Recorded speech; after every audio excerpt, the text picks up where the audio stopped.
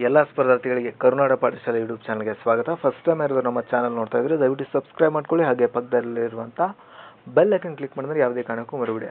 So ನಿಮಗೆಲ್ಲರಿಗೂ ಗೊತ್ತಿರೋ ಹಾಗೆ ಸದ್ಯಕ್ಕೆ ಕರ್ನಾಟಕ ರಾಜ್ಯದಲ್ಲಿ ನೇಮಕಾತಿಗಳ ಸುರಿಮಳೆನೇ ನಡೀತಾ ಇದೆ, ನೇಮಕಾತಿಗಳ ಪರ್ವಕಾಲ ನಡೀತಾ ಇದೆ ಅಂತ ಹೇಳ್ಬೋದು. ಯಾಕಂದರೆ ಸಾಕಷ್ಟು ಹುದ್ದೆಗಳು ಕಾಲ್ಫಾರ್ಮ್ ಆಗಿದ್ದಾವೆ.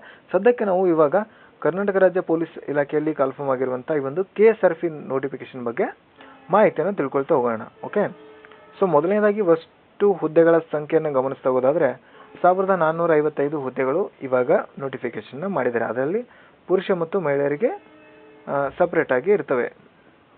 ಇನ್ನು ಇದಕ್ಕೆ ಕ್ವಾಲಿಫಿಕೇಷನ್ನು ಮತ್ತು ಏನೆಲ್ಲ ಕಂಡೀಷನ್ಸುಗಳಿದೆ ಅಂತ ನೋಡ್ತಾ ಹೋಗೋದಾದರೆ, ಮೊದಲನೇದಾಗಿ ಪುರುಷರಿಗೆ ಇಲ್ಲಿ 1382 ಹುದ್ದೆಗಳು ಖಾಲಿದ್ರೆ, ಮಹಿಳೆಯರಿಗೆ ಕೇವಲ 73 ಹುದ್ದೆಗಳು ಮಾತ್ರ ಖಾಲಿ ಇರ್ತವೆ.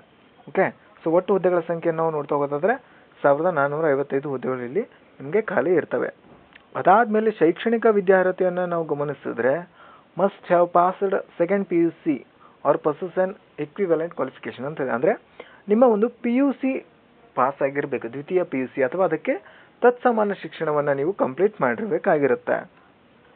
ಇನ್ನು ಇದು ಬಿಟ್ಟರೆ ಬೇರೆ ಆಪ್ಷನು ಏನೋ ಇನ್ನೊಂದು ವಿಶೇಷವಾಗಿ ಏನಂದರೆ PUC ರಿಸಲ್ಟ್ಗೋಸ್ಕರ ಯಾರಾದರೂ ವೇಟ್ ಮಾಡ್ತಾ ಇದ್ದರೆ ಅಂಥವ್ರು ಈ ಒಂದು ಅಪ್ಲಿಕೇಶನ್ ಹಾಕೋದಕ್ಕೆ ಬರಲ್ಲ.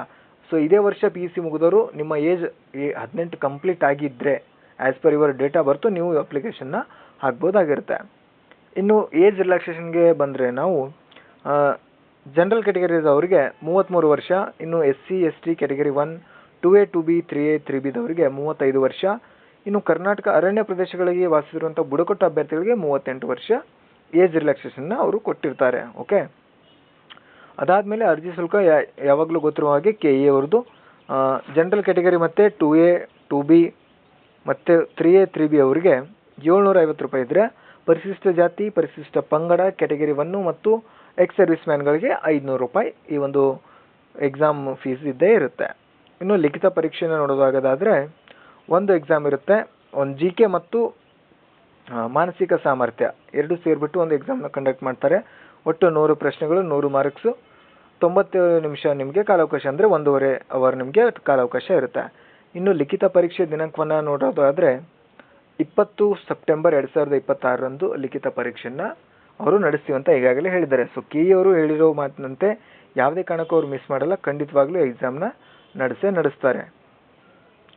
ಇನ್ನು ಅಪ್ಲಿಕೇಶನ್ ಡೇಟ್ಸ್ಗಳನ್ನ ನಾವು ನೋಡ್ತಾ ಹೋಗೋದಾದರೆ, ಮೊದಲನೇದಾಗಿ ಅಪ್ಲಿಕೇಶನ್ ಹಾಕೋದಕ್ಕೆ ಯಾವಾಗ ಆರಂಭ ಆಗ್ತಾವಂತ ನೋಡೋದಾದರೆ ಈ ಒಂದು KSRP ಹುದ್ದೆಗಳು ಆನ್ಲೈನ್ ಮುಖಾಂತರ ಅರ್ಜಿ ಸಲ್ಲಿಸೋದಕ್ಕೆ 13 ಜುಲೈ 2026ರಂದು ಈ ಒಂದು ಅರ್ಜಿ ಸಲ್ಲಿಕೆ ಪ್ರಾರಂಭ ಆಗುತ್ತೆ.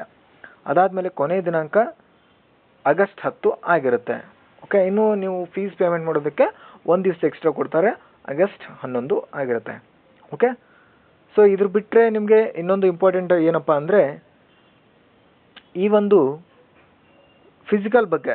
ಫಿಸಿಕಲಲ್ಲಿ ಪುರುಷ ಮತ್ತು ಮಾಜಿ ಸೈನಿಕ ಅಭ್ಯರ್ಥಿಗಳಿಗೆ ಕನಿಷ್ಠ ಎತ್ತರ 168 ಸೆಂಟಿಮೀಟರ್, ಇನ್ನು ಕನಿಷ್ಠ ಎದೆಯ ಸುತ್ತಳತೆ 86 ಸೆಂಟಿಮೀಟರ್, ಪೂರ್ತಿ ವಿಸ್ತರಿಸಿದಾಗ ಕನಿಷ್ಠ 5 ಸೆಂಟಿಮೀಟರ್ ವಿಸ್ತರಣೆ ಆಗಬೇಕಾಗಿರುತ್ತೆ.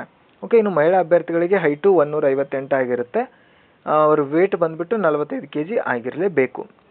ಓಕೆ, ಸೊ ಈ ರೀತಿಯಾದಂಥ ಒಂದು ಫಿಸಿಕಲ್ ಈ ಒಂದು ಅಭ್ಯರ್ಥಿಗಳಿಗೆ ಇರುತ್ತೆ. ಅದು ಬಿಟ್ಟರೆ ಕಡ್ಡಾಯ ಕನ್ನಡ ಯಾರೆಲ್ಲ ಇದ್ದೀರಾ ನಿಮಗೊಂದು ಕ್ಲಾರಿಫಿಕೇಷನ್ ಕೊಡ್ತೀನಿ. ನೀವೇನಾದರೂ SSLCಯಲ್ಲಿ ಕನ್ನಡನ ಫಸ್ಟ್ ಅಥವಾ ಸೆಕೆಂಡ್ ಲ್ಯಾಂಗ್ವೇಜ್ ಸ್ಟಡಿ ಮಾಡಿದರೆ ಅಥವಾ PUCಯಲ್ಲಿ ಸ್ಟಡಿ ಮಾಡಿದರೆ ನೀವು ಕಡ್ಡಾಯ ಕನ್ನಡ ಪರೀಕ್ಷೆ ಬರೆಯುವಂಥ ಅವಶ್ಯಕತೆ ಇಲ್ಲ.